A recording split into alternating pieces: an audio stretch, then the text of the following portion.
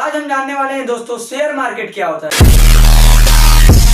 Stock market, share market, equity market, ये तीनों market एक है। देखिए यहाँ मैंने लिखा है stock market, share market, equity market. ये तीनों मार्केट क्या है? तीनों मार्केट एक ही है। अब ये सब क्या होता है देखते हैं। ये वो कंपनी है, ये वो कंपनी है, तीनों ये एक ऐसी कंपनी है जहां आप अपना शेयर खरीद भी सकते हैं और बेच भी सकते हैं। आप अपना शेयर खरीदेंगे भी और आप अपना शेयर क्या करेंगे? बेच भी सकते हैं। ठीक, अब देखिए इसका मतलब क्या होगा शेयर खरीदने का? आप उस जो कंपनी रहेगी उस कंपनी के आप कुछ परसेंट आप उसमें ऑनरशिप करेंगे, कुछ परसेंट ऑनरशिप करेंगे। अब ऑनरशिप का मतलब क्या होगा? देखिए दोस्तों, एक पुष्पा पिक्चर थी, पुष्पा दी राइज, इस मूवी में जो हीरो रहता है वो क्या करता है कि उसमें अपना कुछ परसेंट लेता है। जैसे कैसे?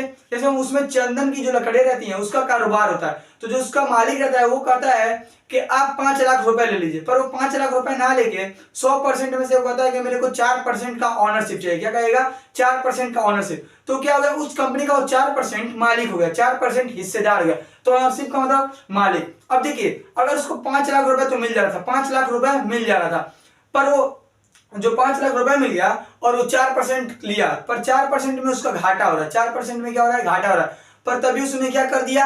वो 4% का ऑनरशिप लिया। अगर इससे ये फायदा, अगर कंपनी का जिंदगी में फायदा होगा, लाइफ में कभी चल के आगे चल के कंपनी का अगर फायदा होगा तो हीरो का भी फायदा होगा। 4% उसने लिया तो अगर कंपनी का फायदा होगा तो उसका भी फायदा होगा, पर अगर कंपनी का घाटा होगा तो उसका भी घाटा होगा। यही ऑनरशिप का मतलब है। मतलब कि अगर कंपनी का फायदा तो आपका भी फायदा, कंपनी का घाटा तो आपका भी घाटा। ठीक, ये इतना समझ आ गया।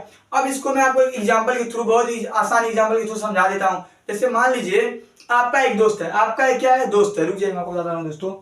जैसे मान लीजिए दोस्तों आपका एक दोस्त है, और एक आप है। आप कोई बिजनेस स्टार्ट कर रहे हैं। ठीक, आप कुछ स्टार्टअप कर रहे हैं। तो देखिए आपके पास 10,000 रुपए, कितना? 10,000 रुपए है आपके पास। जब आपके पास 10,000 रुपए है तो आपके पास 10,000 रुपए कम है। ठीक, 10,000 रुपए कम है, तो आप अपने दोस्त से कहोगे कि हम एक नया बिजनेस स्टार्टअप करेंगे, 10,000 तुम लगा लो, 10,000 तुम लगा लो।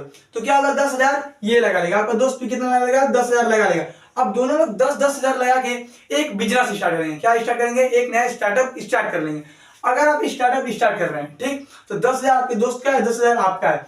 अगर उस कंपनी को, जो स्टार्टअप हुआ, अगर उस कंपनी को फ्यूचर में चल के अगर फायदा हो रहा है, फ्यूचर में जाके अगर फायदा हो रहा है, तो 50%, कितना? देखिए 10,000 ये 10,000 ये, तो 50% आप दोनों लोगों ने लगा लिया।